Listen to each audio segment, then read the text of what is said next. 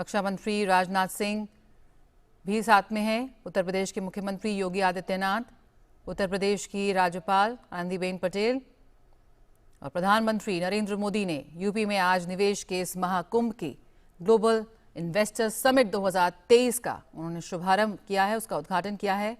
हजारों की संख्या में निवेशक इसमें हिस्सा ले रहे हैं। लाखों के निवेश की उम्मीद जताई जा रही है। 40 से ज्यादा देशों से प्रतिनिधि आ रहे हैं इसमें भाग लेने के लिए।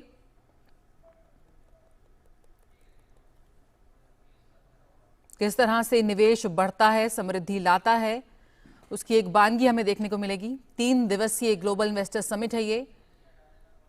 करीब 30 लाख करोड़ के निवेश प्रस्तावों पर मुहर लगने की उम्मीद है।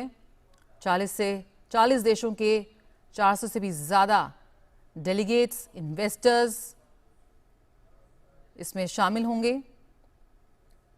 देश के विभिन्न राज्यों से हजारों की संख्या में छोटे बड़े उद्यमी इसमें शिरकत कर रहे हैं, एकत्रित हो रहे हैं।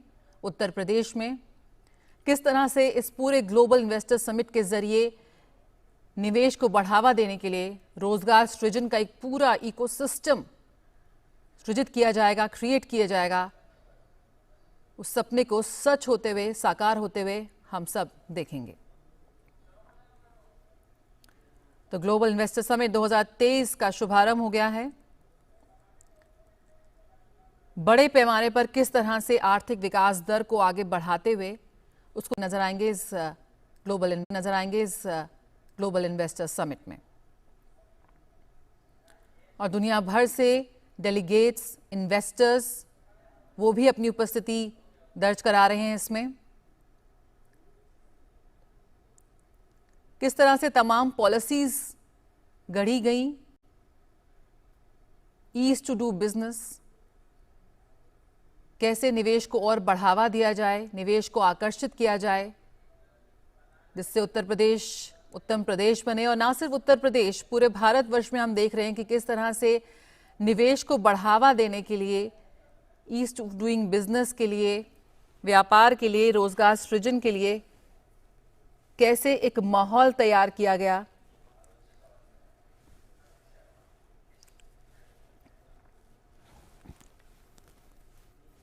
और हमारे साथ इस वक्त हमारे संवाददाता अरुण शर्मा जुड़ गए हैं। अरुण, बिल्कुल कह सकते हैं कि ये निवेशकों का एक महाकुंभ है जिसकी शुरुआत हुई है। ना सिर्फ हमारे देश से और पूरी दुनिया से इसमें इन्वेस्टर्स और डेलीगेट्स शामिल हो रहे हैं। एक अर्थव्यवस्था को, एक हमारी आर्थिक व्यवस्था को किस तरह से एक नई गति प्रदान करता नजर आएगा। क्या क्या इसके हाइलाइट्स होने वाले हैं जिस पर हम सभी की निगाहें इस बार टिकी हुई हैं? देखिए, investor summit over the period of time काफी ज्यादा अपग्रेड हुआ है। आपको याद होगा कि प्राइम मिनिस्टर नरेंद्र मोदी जब गुजरात के मुख्यमंत्री थे तो उन्होंने सबसे पहले इस तरह के इन्वेस्टर समिट का आयोजन किया था गुजरात के अंदर, जिसको वाइब्रेंट गुजरात का नाम दिया गया था। वो इतना सक्सेसफुल मॉडल हुआ था कि पहली बार जब उन्होंने इसका आयोजन किया था तो जापान जैसी कंट्री पार्टनर कंट्री बनती दिखाई दी थी और अन्य इंटरनेशनल आप कह सकते हैं कि बहुत सपोर्ट आया था इस तरह के इन्वेस्टर समिट को और काफी मैसिव इन्वेस्टमेंट कमिटमेंट्स उस समय पर मिले थे। ये उस समय की बात है कि जब गुजरात में भूकंप जैसी त्रासदी झेली थी तो उसके बाद में एक बहुत मैसिव इन्वेस्टमेंट आया था। उसके बाद आप आज देखिए कि हर स्टेट लगभग उसी रोल मॉडल के आधार पर आगे चल रहा है। मध्य प्रदेश हो, उत्तराखंड हो, हाल ही में आप कर्नाटका की बात कर लीजिए, तेलंगाना की बात कर लीजिए, महाराष्ट्र की फॉर दैट मैटर बात कर लीजिए। हर स्टेट एक तरह से इन्वेस्टर समिट का आयोजन कर रहा है। इस इन्वेस्टर समिट के आयोजन के पीछे खास मकसद इस बात पर है कि वो अपने स्टेट की स्ट्रेंथ को, जो बिजनेस की स्ट्रेंथ है, उस दिशा के अंदर कैसे इन्वेस्टमेंट को आकर्षित कर सके।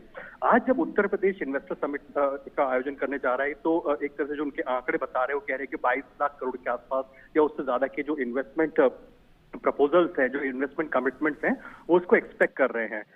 ये इन्वेस्टमेंट जो कमिटमेंट्स आते हैं मोस्टली ट्रांसलेट होते हैं इनटू इन्वेस्टमेंट्स के अंदर at the end of the day.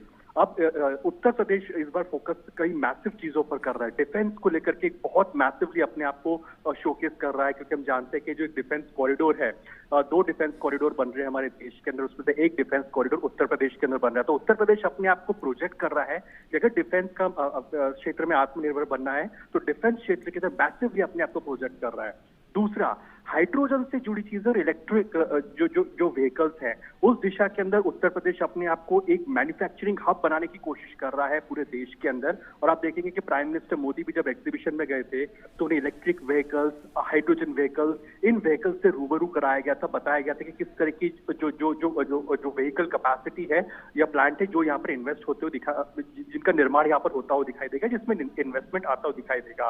Last but not the least, Uttar Pradesh हम जानते हैं कि जो बॉलीवुड बहुत इंपॉर्टेंट कनेक्ट रहता है, जो बॉलीवुड की जो मूवीज शूट होती हैं, इनफैक्ट जो जो जो जो जो फिल्म इंडस्ट्री है उसकी खासी रुचि रहती है कि उत्तर प्रदेश की कई लोकेशंस के ऊपर जाकर के शूट कर सके। तो अपने आप को टूरिज्म हब के तौर पर और कैसे एक सिंगल विंडो क्लियरेंस या फिर सिंगल विंडो अप्रोच हो सके, या बॉलीवुड या फिर जो फिल्म इंडस्ट्री है वो शूट कर सके, उनको कंड्यूसिव एनवायरनमेंट मिल सके।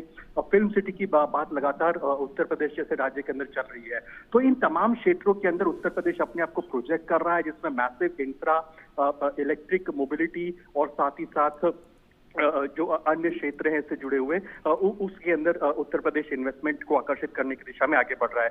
आज आपको बता रहे हैं कि जब प्रधानमंत्री नरेंद्र मोदी का संबोधन होगा इस इन्वेस्टर समिट के अंदर, इस ग्राउंड ब्रेकिंग सेरेमनी के अंदर, तो उससे पहले पहले कई जो देश के टॉप कॉर्पोरेट दिग्गज हैं उनका भी संबोधन रहेगा। तो जाहिर सी बात है, देखना ये होगा कि किस तरह के इन्वेस्टमेंट कमिटमेंट उत्तर प्रदेश की में निकल करके आते हैं इन कॉर्पोरेट घरानों से। लेकिन एक बात तय है कि इस समय में जब दुनिया भर में अनिश्चितता के बादल हैं, अनसर्टेनिटी है, की बात चल रही है, ले ऑफ्स की बात चल रही है, ऐसे में भारत के अंदर इन्वेस्टमेंट आ रहा है और एक तरह से हर स्टेट कंपीट कर रहा है हर एक दूसरे स्टेट के साथ में कि कैसे वो एक बेटर इन्वेस्टमेंट लेकर के आ सके अपने स्टेट के अंदर। तो ये पूरे एक कोऑपरेटिव फेडरलिज्म के लिहाज से एक बहुत अच्छी बात कही जा सकती है, जहां पर एक बेहतर इन्वेस्टमेंट के लिहाज से देश आगे बढ़ रहा है। उत्तर प्रदेश एक बहुत ही प्रोमिनेंट रोल प्ले कर रहा है। अगर भारत को 7-7.5% की विकास दर से ग्रो करना है तो उत्तर प्रदेश जैसा राज्य बहुत इंपॉर्टेंट रोल प्ले करता है इस इन्वेस्टमेंट स्ट्रैटेजी के लिहाज से।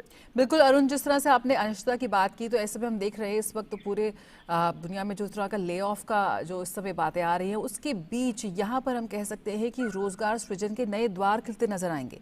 अगर मौजूदा निवेश, तमाम निवेश की अगर हम बात करें, इन तमाम प्रस्तावों की बात करें, अगर वो धरातल पर उतरते हैं तो ऐसे में करोड़ों की संख्या में यहाँ पर रोजगार सृजन होगा, जो सीधे सीधे तौर पर हमारी युवा शक्ति को ध्यान में रखता है, उनको केंद्रित करता है सीधा।